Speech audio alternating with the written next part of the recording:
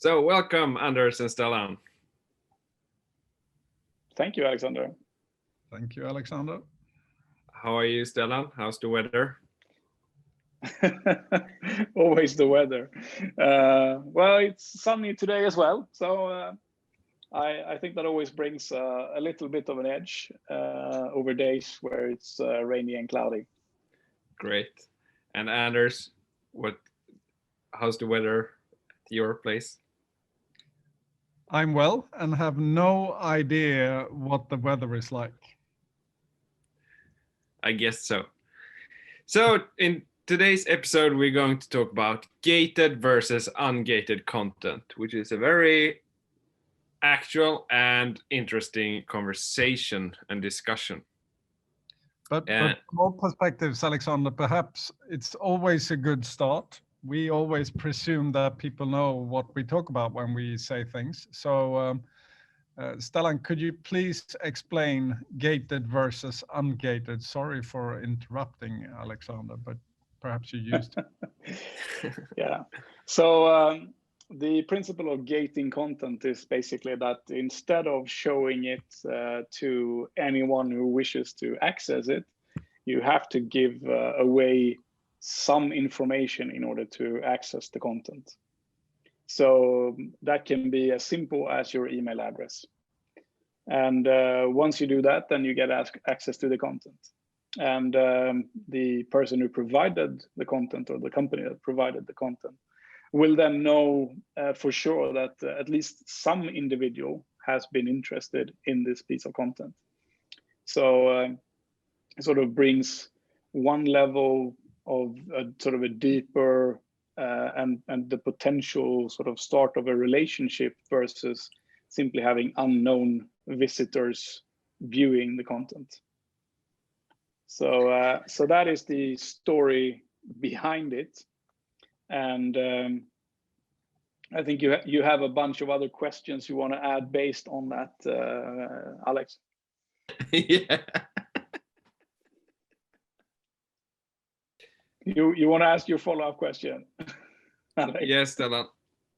So is there, like, what kind of content do you think companies should gate versus ungate? What kind of? Yeah, so basically what you should gate is content that is of really high value. So it should be data that the person can't get anywhere else. Could be your own original research, or it could also be that it's from an author that is really sought after. But that type of content could, if you have a price list of your services, for example, or your products, that could be an excellent thing to gate, depending on what your sort of customer journey and sales process looks like. But obviously, it's high value content. So that's the most obvious things to gate. And then there is a sort of a gray area from that down to the down to things where you have to more or less provide the answer already in an article, and it's on a topic that is sort of competitive, meaning the potential lead can find that information in other places as well. And if you don't provide it so that it's indexed by Google and other search engines can find it, then you won't be sort of part of the table, because you won't be attracting that traffic and those people in the first from the beginning. So yeah. And is so there is there a general objective with gating content and a general objective with ungating content? Yeah, so typically gating is because you want to make sure that you can lead nurture in a good way. So you can start a relationship with a known contact. And then to ungate is essentially then, as I said before, you could start with content that like it needs to be written in an ungated form. But you can also have tried to gated content, which you then find that there is very few people who find it, or the people who find it don't convert. on that page and give away their information. So then you should try to ungate the content and see if you can increase the organic traffic, see if you can get people to convert after the fact. So they read the content, like the content, and then can they convert afterwards to perhaps get a template or get a guide where they can practically then implement what they've learned from reading the content. Yeah. And Anders, what kind of content do you tend to download? Give away your email address. And there's two questions in one. I usually use my company address when I download things. That's due to, or that's dependable when it comes to the email address on where I download something. It can be based on gut feeling, or that how well I know the brand or the company that I download something. But generally speaking, I always use my company address. And remind me that we can come back to when people use their Gmail address when it comes to downloadable things. But I download everything that can save me research or save me time to be reused in my daily work. Very, very seldom that I download something privately. It's usually work related. Can find a few examples, like a while ago when we talked about solar cells. I've been downloading things there, been very, very disappointed with how it contributes. That is because, talking about knowledge content, as Stellan said, I believe that it's answers or solutions on my challenges and needs, their experiences. I definitely think it's relevant insights and data. I usually want practical help. And when I say practical help, it can be defining the why, it can be suggesting the how, and explaining the what's. Based again on my challenges, problems, and needs. And I think way too many companies, whether it comes to content generally, ungated or gated, have a problem to understand that when it comes to knowledge content and educational content, I'm willing to do a lot of things. But when it comes to them providing editorial stuff or commercial stuff or their brand stuff, don't go that way, because I won't return. Don't try to use your sheepish tricks to fool me that you are better than everyone else. The only way to reach me when I download or not download or use content is help me with my problems to become more efficient, to gain from your learnings, then you will be credible.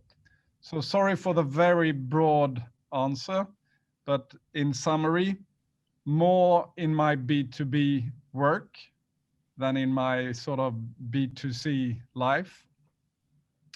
And take a stance from my problems and challenges and needs. And don't be too general. I need it for something that is important for me and urgent. Then, if I give the example that Stellan had a company and I visited him online, and he gave me a PDF that seemed very, very smart, ungated, fantastic. And then I realized that Stellan gives me the possibility in his B2B business to get the PowerPoint if I contact him. Because I can migrate the PDF content through blah, blah, blah. Yeah, I'm fine with that. I understand that he wants to get to know me better, and therefore he said that's fine with me. And if he is a nice guy, not trying to sell to me and talk about his brand and his commercial stuff and how fantastic he is and all the other things that I don't ask about that I presume or expect that he knows, then it could be a business relation. That's a fine gated, ungated example for me. But if he says, download this, and it's no value of it, don't start calling me. Don't send emails. I will never ever download anything from your company, Stellan. Stellan, do you agree? What's your take on that? An additional perspective is that I personally, being the nerd I am, often tend to end up in the close phase, sort of as part of the attract phase. And so I'll try to explain that. But as part of my sort of getting to know an area and understanding whether I should do something or not, I often tend to, at some point, want to access the manual, for example, or access the specification sheets and stuff like that. And that's often considered to be sort of further down the funnel for most people. So I think it's an overlooked area where certain companies can actually use that type of content earlier in the journey, and like bring in potential prospects earlier and shortcutting in a way the customer journey a little bit by providing that type of content, and that often has quite high value for people. So I'm more than prepared to give away some of my personal details to access that type of content if it's good. And do you have any thoughts and ideas of how it will look in the 3 to 5 years? Yeah, so we've sort of looked at what people are saying and what has happened historically to techniques in marketing, if you wish. And it's pretty clear that we have, if we're not in, then we have perhaps at least reached or just passed some type of peak gated content. So a little bit like radio reached the peak and television reached the peak and newspapers reached the peak and so on. This type of technique is also reaching a peak, and it is doing so because marketers tend to ruin everything, as Gary Vaynerchuk famously says. We basically over-optimize and use everything that we see working until it doesn't work anymore.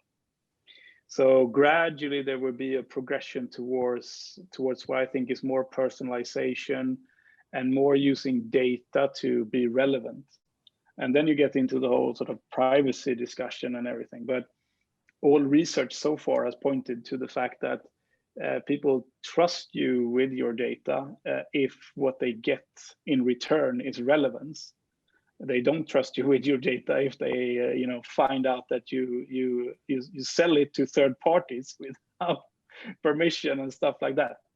So this is the sort of debate that is now well, it's been ongoing for a couple of years, but that is being intensified now also because of Apple's stance versus Facebook, for example, and demanding that apps be more transparent about what data is sent where and so on. So we're getting into that whole type of landscape. But on the other end of that, I think it's going to be a good thing because when the transparency will make us be more trustful with companies with our data. And then we can do much more personalization and be relevant to a higher degree than before. And my guess is now that Anders has a take on this or a reflection on what I just said, but going to one of his favorite places, Amazon, this is what they have been doing for a long time, is to stay relevant through data. And I think we're going to see that generally increase on the web. And then gating versus ungating becomes more of a sort of academic discussion, because we'll know essentially when we should gate and when we shouldn't gate, and to which target groups, or even down to the individual level. Anders, do you have a take on that? No, I think that It shows each and every day. Gated versus ungated. It shows. If you look from the outside and not from the company providing the content's perspective, if it's useful, if it's relevant, based on what I needed, I don't think it matters. I don't think it matters if it's gated, ungated, video, text. If it's relevant for me, I most likely think good about the brand or company that provided it.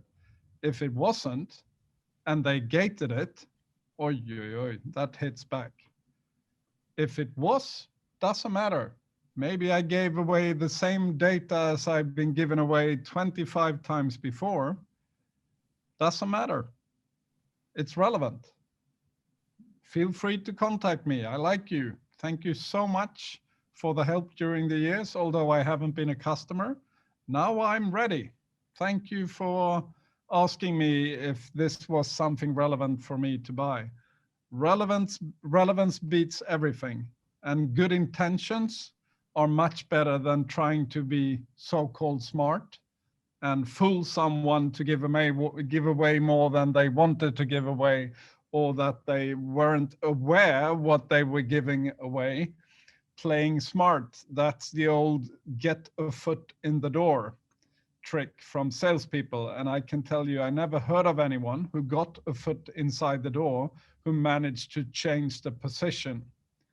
If you got in the foot bottom right, that's where you stay. I think that's great closing words. Or do you have? Well said. So thank you both very much for participating in this episode. Thank you, Alexander. That's how we presume to say every time. Thank you.